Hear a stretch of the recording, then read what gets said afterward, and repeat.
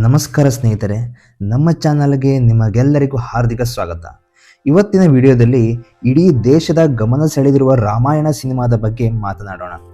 ಈ ಸಿನಿಮಾ ಬಿಡುಗಡೆಯಾಗುವುದಕ್ಕೂ ಮುಂಚೆ ದಾಖಲೆ ಮಟ್ಟದಲ್ಲಿ ಸುದ್ದಿಯಾಗುತ್ತಿದೆ. ಆದರೆ ಈಗ ಟ್ರೇಲರ್ ಬಿಡುಗಡೆಯಾದ ನಂತರ ಮತ್ತೊಂದು ದೊಡ್ಡ ಚರ್ಚೆ ಶುರುವಾಗಿದೆ. ಅದೇನು ಗೊತ್ತಾ? ಸೀತೆಯ ಪಾತ್ರದಲ್ಲಿ ಸಾಯಿ ಪಲ್ಲವಿ ಸೂಕ್ತ ಆಯ್ಕೆಯೇ, ಅಥವಾ ಕನ್ನಡದ ನಟಿ ಶ್ರೀನಿಧಿ ಶೆಟ್ಟಿಗೆ ಆ ಅವಕಾಶ ಸಿಗಬೇಕಿತ್ತೇ? ಇದೀಗ ಸಾಮಾಜಿಕ ಜಾಲತಾಣಗಳಲ್ಲಿ ಇದೇ ವಿಚಾರದ ಬಗ್ಗೆ ದೊಡ್ಡ ಮಟ್ಟದಲ್ಲಿ ಚರ್ಚೆ ನಡೆಯುತ್ತಿದೆ. ಕೆಲವರು ಸಾಯಿ ಪಲ್ಲವಿ ಅದ್ಭುತ ಆಯ್ಕೆ ಎನ್ನುತ್ತಿದ್ದರೆ, ಇನ್ನೂ ಕೆಲವರು ಶ್ರೀನಿಧಿ ಶೆಟ್ಟಿಯೇ ಸೀತೆಯ ಪಾತ್ರಕ್ಕೆ ಹೆಚ್ಚು ಹೊಂದಿಕೆಯಾಗುತ್ತಿದ್ದರು ಎಂದು ಅಭಿಪ್ರಾಯ ವ್ಯಕ್ತಪಡಿಸುತ್ತಿದ್ದಾರೆ. ಆದರೆ ನಿಜವಾಗಿಯೂ ಏನಾಯಿತು? ಶ್ರೀನಿಧಿ ಶೆಟ್ಟಿ ಆ ಪಾತ್ರವನ್ನು ತಿರಸ್ಕರಿಸಿದ್ರಾ, ಅಥವಾ ಅವರಿಗೆ ಅವಕಾಶವೇ ಸಿಕ್ಕಿರಲಿಲ್ವಾ? ಈ ಎಲ್ಲ ಪ್ರಶ್ನೆಗಳಿಗೆ ಉತ್ತರವನ್ನು ಈ ವಿಡಿಯೋದಲ್ಲಿ ಸಂಪೂರ್ಣವಾಗಿ ತಿಳಿಯೋಣ. ಆದ್ದರಿಂದ ವಿಡಿಯೋವನ್ನು ಕೊನೆಯವರೆಗೂ ತಪ್ಪದೆ ನೋಡಿ. ರಾಮಾಯಣ ಸಿನಿಮಾ ಯಾಕೆ ವಿಶೇಷ? ಭಾರತೀಯ ಸಿನಿಮಾ ರಂಗದಲ್ಲಿ ಇದುವರೆಗೆ ನಿರ್ಮಾಣವಾಗುತ್ತಿರುವ ಅತಿ ದೊಡ್ಡ ಬಜೆಟ್ ಸಿನಿಮಾಗಳಲ್ಲಿ ರಾಮಾಯಣ ಕೂಡ ಒಂದು. ನಿರ್ದೇಶಕ ನಿತೇಶ್ ತಿವಾರಿ ಈ ಸಿನಿಮಾವನ್ನು 2 ಭಾಗಗಳಲ್ಲಿ ತರುತ್ತಿದ್ದಾರೆ. ಈ ಸಿನಿಮಾದಲ್ಲಿ ಇರುವ ತಾರಾ ಬಳಗವೇ ಪ್ರೇಕ್ಷಕರಲ್ಲಿ ದೊಡ್ಡ ನಿರೀಕ್ಷೆ ಹುಟ್ಟಿಸಿದೆ. ರಾಮನ ಪಾತ್ರದಲ್ಲಿ ರಣಬೀರ್ ಕಪೂರ್, ಸೀತೆಯ ಪಾತ್ರದಲ್ಲಿ ಸಾಯಿ ಪಲ್ಲವಿ, ರಾವಣನ ಪಾತ್ರದಲ್ಲಿ ಕನ್ನಡದ ಹೆಮ್ಮೆಯ ನಟ ಯಶ್, ಹನುಮಂತನ ಪಾತ್ರದಲ್ಲಿ ಸನ್ನಿ ದಿಯೋಲ್, ದಶರಥನ ಪಾತ್ರದಲ್ಲಿ ಅರುಣ್ ಗೋವಿಲ್, ಇದರ ಜೊತೆಗೆ ಹಲವಾರು ದೊಡ್ಡ ಕಲಾವಿದರು ಈ ಸಿನಿಮಾದ ಭಾಗವಾಗಿದ್ದಾರೆ. ಸಂಗೀತಕ್ಕೂ ವಿಶ್ವದ ಖ್ಯಾತ ಸಂಗೀತ ನಿರ್ದೇಶಕರನ್ನು ಕರೆತಂದಿದ್ದಾರೆ. AR ರೆಹಮಾನ್ ಹಾಗೂ ಹಾನ್ಸ್ ಜಿಮ್ಮರ್ ಒಟ್ಟಾಗಿ ಕೆಲಸ ಮಾಡುತ್ತಿರುವುದು ಈ ಸಿನಿಮಾದ ಮತ್ತೊಂದು ವಿಶೇಷ. ಟ್ರೇಲರ್ ಬಿಡುಗಡೆ. ಇತ್ತೀಚೆಗೆ ಬ್ರಹ್ಮ ಮುಹೂರ್ತದಲ್ಲಿ ಟ್ರೇಲರ್ ಬಿಡುಗಡೆಯಾಗಿದೆ. ಟ್ರೇಲರ್ ಆರಂಭದಲ್ಲೇ ರಾವಣನ ಪರಿಚಯ, ಕತ್ತಲೆಯಿಂದ ಹೊರಬರುವ ರಾವಣ, ಅದ್ಭುತ ಹಿನ್ನೆಲೆ ಸಂಗೀತ, ಭವ್ಯ ಅರಮನೆ, 3 ಲೋಕಗಳಿಗೂ ನಾನೇ ಅಧಿಪತಿ ಎಂದು ಘೋಷಿಸುವ ದೃಶ್ಯ, ನಂತರ ವಿಷ್ಣುವಿನ ಅವತಾರವಾಗಿ ರಾಮನ ಆಗಮನ, ಚಿನ್ನದ ಅಯೋಧ್ಯೆ, ಅರಮನೆಯ ವೈಭವ, ರಾಮ ಸೀತೆಯ ವಿವಾಹ. ಒಟ್ಟಾರೆ ಟ್ರೇಲರ್ಗೆ ಲಕ್ಷಾಂತರ ಮಂದಿ ಮೆಚ್ಚುಗೆ ವ್ಯಕ್ತಪಡಿಸಿದ್ದಾರೆ. ಆದರೆ ಚರ್ಚೆಯಾಗಿದ್ದು ಸೀತೆಯ ಪಾತ್ರ. ಟ್ರೇಲರ್ ಬಿಡುಗಡೆಯಾದ ಕೆಲವೇ ಗಂಟೆಗಳಲ್ಲಿ ಸಾಮಾಜಿಕ ಜಾಲತಾಣಗಳಲ್ಲಿ ಮತ್ತೊಂದು ಚರ್ಚೆ ಆರಂಭವಾಯಿತು. ಕೆಲವರು ಸಾಯಿ ಪಲ್ಲವಿಯ ಸರಳ ಸೌಂದರ್ಯವೇ ಸೀತೆಯ ಪಾತ್ರಕ್ಕೆ ಸೂಕ್ತ ಎಂದು ಹೇಳಿದರು. ಅವರ ನೈಸರ್ಗಿಕ ಅಭಿನಯವೇ ಈ ಪಾತ್ರಕ್ಕೆ ಜೀವ ತುಂಬಲಿದೆ ಎಂದು ಅಭಿಪ್ರಾಯಪಟ್ಟರು. ಆದರೆ ಇನ್ನೊಂದು ವರ್ಗದ ಜನರು ಭಿನ್ನ ಅಭಿಪ್ರಾಯ ವ್ಯಕ್ತಪಡಿಸಿದರು. ಸೀತೆಯ ಪಾತ್ರದಲ್ಲಿ ಇನ್ನೊಬ್ಬ ನಟಿಯನ್ನು ಆಯ್ಕೆ ಮಾಡಬಹುದಿತ್ತು ಎಂದರು. ಇಲ್ಲಿಂದಲೇ ಶ್ರೀನಿಧಿ ಶೆಟ್ಟಿಯ ಹೆಸರು ಮತ್ತೆ ಸುದ್ದಿಗೆ ಬಂತು. ಶ್ರೀನಿಧಿ ಶೆಟ್ಟಿಯ ಹೆಸರು ಹೇಗೆ ಬಂತು? KGF ಸಿನಿಮಾದ ಮೂಲಕ ದೇಶಾದ್ಯಂತ ಜನಪ್ರಿಯವಾದ ಶ್ರೀನಿಧಿ ಶೆಟ್ಟಿ ಅವರ ವ್ಯಕ್ತಿತ್ವ, ಅವರ ಮುಖದ ಭಾವ, ಅವರ ಪರದೆ ಮೇಲಿನ ಗಾಂಭೀರ್ಯ, ಇವೆಲ್ಲ ನೋಡಿದ ಹಲವರು ಸೀತೆಯ ಪಾತ್ರಕ್ಕೆ ಅವರು ಸೂಕ್ತ ಎಂದು ಭಾವಿಸಿದ್ದರು. ಆದರೆ ನಿಜವಾಗಿ ಅವರು ಆಡಿಷನ್ ನೀಡಿದ್ದರಾ?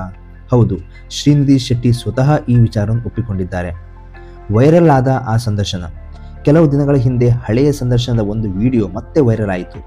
ಆ ಸಂದರ್ಶನದಲ್ಲಿ ಅವರಿಗೆ ನೇರವಾಗಿ ಪ್ರಶ್ನೆ ಕೇಳಲಾಯಿತು, ನೀವು ರಾಮಾಯಣದ ಸಿನಿಮಾದ ಸೀತೆಯ ಪಾತ್ರವನ್ನು ತಿರಸ್ಕರಿಸಿದ್ರಾ? ಅದಕ್ಕೆ ಶ್ರೀನಿಧಿ ತುಂಬ ಸರಳವಾಗಿ ಉತ್ತರಿಸಿದರು, ನಾನು ಆ ಪಾತ್ರವನ್ನು ತಿರಸ್ಕರಿಸಲಿಲ್ಲ. ನಾನು ಕೇವಲ ಆಡಿಷನ್ ಕೊಟ್ಟಿದ್ದೆ, ಆದರೆ ನನ್ನ ಆಯ್ಕೆ ಆಗಲಿಲ್ಲ. ಅವರು ನನಗೆ ಆ ಪಾತ್ರ ನೀಡಿದ್ದರೆ ಖಂಡಿತ ಸಂತೋಷದಿಂದ ಮಾಡುತ್ತಿದ್ದೆ.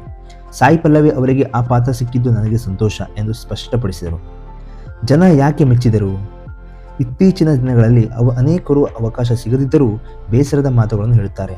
ಆದರೆ ಶ್ರೀನಿಧಿ ಶೆಟ್ಟಿ ಮಾತ್ರ ಹಾಗೆ ಮಾಡಲಿಲ್ಲ. ಯಾರನ್ನೂ ಟೀಕಿಸಲಿಲ್ಲ. ಸಾಯಿ ಪಲ್ಲವಿ ಬಗ್ಗೆ ಗೌರವದಿಂದ ಮಾತನಾಡಿದರು. ಈ ವಿನಮ್ರತೆ ಸಾವಿರಾರು ಜನರ ಮನಗೆದ್ದಿತು. ಸಾಯಿ ಪಲ್ಲವಿ ಪರ ಅಭಿಪ್ರಾಯ. ಸಾಯಿ ಪಲ್ಲವಿ ಬಗ್ಗೆ ಮಾತನಾಡುವುದಾದರೆ, ಅವರು ಗ್ಲಾಮರ್ಗೆ ಹೆಚ್ಚು ಒತ್ತು ನೀಡುವ ನಟಿ ಅಲ್ಲ. ನೈಸರ್ಗಿಕ ಅಭಿನಯಕ್ಕೆ ಹೆಸರಾದವರು. ಮೇಕಪ್ ಇಲ್ಲದ ಸರಳ ಮುಖಭಾವ, ಕಣ್ಣಿನಲ್ಲೇ ಭಾವನೆ ತೋರಿಸುವ ಸಾಮರ್ಥ್ಯ, ಇವೆಲ್ಲ ಕಾರಣದಿಂದ ಅನೇಕರು ಸೀತೆಯ ಪಾತ್ರಕ್ಕೆ ಅವರೇ ಸೂಕ್ತ ಎಂದು ಹೇಳಿದ್ದಾರೆ. ವಿರೋಧದ ಅಭಿಪ್ರಾಯ. ಇನ್ನು ಕೆಲವರು ಬೇರೆ ರೀತಿಯಲ್ಲಿ ಯೋಚಿಸಿದ್ದಾರೆ. ಟ್ರೇಲರ್ ನೋಡಿ ಕೆಲವರು ಸಾಯಿ ಪಲ್ಲವಿಗಿಂತ ಬೇರೆ ಕಲಾವಿದರು ಉತ್ತಮವಾಗಿ ಕಾಣುತ್ತಿದ್ದಾರೆ, ಸೀತೆಯ ಪಾತ್ರಕ್ಕೆ ಇನ್ನೊಬ್ಬ ನಟಿ ಬೇಕಿತ್ತು ಎಂದು ಸಾಮಾಜಿಕ ಜಾಲತಾಣಗಳಲ್ಲಿ ಬರೆದಿದ್ದಾರೆ. ಕೆಲವರು ರಾಕುಲ್ ಪ್ರೀತ್ ಸಿಂಗ್ ಅಭಿನಯಿಸಿರುವ ಶೂರ್ಪನಖಿ ಪಾತ್ರದ ಬಗ್ಗೆ ಲುಕ್ ಕೂಡ ಹೆಚ್ಚು ಮೆಚ್ಚುಗೆ ವ್ಯಕ್ತಪಡಿಸಿದ್ದಾರೆ. ಆದರೆ ಟ್ರೇಲರ್ ನೋಡಿದ ಮಾತ್ರ ತೀರ್ಮಾನ ಸರಿಯೇ? ಒಂದು ವಿಷಯ ನೆನಪಿಟ್ಟುಕೊಳ್ಳಬೇಕು, ಟ್ರೇಲರ್ ಕೇವಲ ಕೆಲವು ನಿಮಿಷಗಳದ್ದು, ಆದರೆ ಸಿನಿಮಾ 3 ಗಂಟೆ ಇರಬಹುದು. ಕೇವಲ ಕೆಲವು ಸೆಕೆಂಡ್ ದೃಶ್ಯ ನೋಡಿದ ಕಲಾವಿದರ ಸಂಪೂರ್ಣ ಅಭಿನಯವನ್ನು ಅಳೆಯುವುದು ಸರಿಯಲ್ಲ. ಸಿನಿಮಾ ಬಿಡುಗಡೆಯಾದ ನಂತರವೇ ನಿಜವಾದ ಅಭಿಪ್ರಾಯ ಬರಬೇಕು. ಯಶ್ ಪಾತ್ರದ ಬಗ್ಗೆ. ಈ ಟ್ರೇಲರ್ನಲ್ಲಿ ಯಶ್ ಅವರ ರಾವಣ ಪಾತ್ರ ಕೂಡ ಭಾರಿ ಗಮನ ಸೆಳೆದಿದೆ. ಕೇವಲ ಕೆಲವೇ ಕ್ಷಣಗಳು ಕಾಣಿಸಿಕೊಂಡರೂ ಅವರ ವ್ಯಕ್ತಿತ್ವ ವಿಭಿನ್ನವಾಗಿ ಮೂಡಿಬಂದಿದೆ. ಅವರ ಧ್ವನಿ, ಅವರ ಕಣ್ಣುಗಳ ಅಭಿವ್ಯಕ್ತಿ, ಅವರ ರಾಜಸಿಕ್ ಲುಕ್ ಇವೆಲ್ಲ ಅಭಿಮಾನಿಗಳಲ್ಲಿ ನಿರೀಕ್ಷೆ ಹುಟ್ಟಿಸಿದೆ. ಈ ಸಿನಿಮಾ ಯಶಸ್ವಿ ಆಗ್ತದೆಯಾ? ದೊಡ್ಡ ಬಜೆಟ್ ಸಿನಿಮಾ ಎನ್ನುವುದರಿಂದ ಮಾತ್ರ ಯಶಸ್ಸು ಸಾಧ್ಯವಿಲ್ಲ. ಉತ್ತಮ ಕತೆ, ಅದ್ಭುತ ನಿರ್ದೇಶನ, ಭಾವನಾತ್ಮಕ ಅಭಿನಯ, ಉತ್ತಮ ಹಿನ್ನೆಲೆ ಸಂಗೀತ ಇವೆಲ್ಲ ಸೇರಿ ಸಿನಿಮಾ ಯಶಸ್ವಿ ಆಗ್ತದೆ.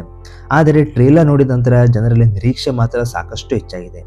ಕೊನೆಯ ಮಾತು, ಹಾಗಾದರೆ ನಿಮ್ಮ ಅಭಿಪ್ರಾಯ ಏನು? ಸೀತೆಯ ಪಾತ್ರಕ್ಕೆ ಸಾಯಿ ಪಲ್ಲವಿ ಸರಿಯಾದ ಆಯ್ಕೆ, ಅಥವಾ ಶ್ರೀನಿಧಿ ಶೆಟ್ಟಿ ಆ ಪಾತ್ರದಲ್ಲಿ ಕಾಣಿಸಿಕೊಂಡಿದ್ದರೆ ಇನ್ನೂ ಹೆಚ್ಚಾಗಿ ಚೆನ್ನಾಗಿರ್ತಿತ್ತಾ? ನಿಮ್ಮ ಅಭಿಪ್ರಾಯವನ್ನು ಕಮೆಂಟ್ನಲ್ಲಿ ತಿಳಿಸಿ. ಈ ವಿಡಿಯೋ ನಿಮಗೆ ಇಷ್ಟವಾದರೆ ಲೈಕ್ ಮಾಡಿ, ನಿಮ್ಮ ಸ್ನೇಹಿತರೊಂದಿಗೆ ಹಂಚಿಕೊಳ್ಳಿ.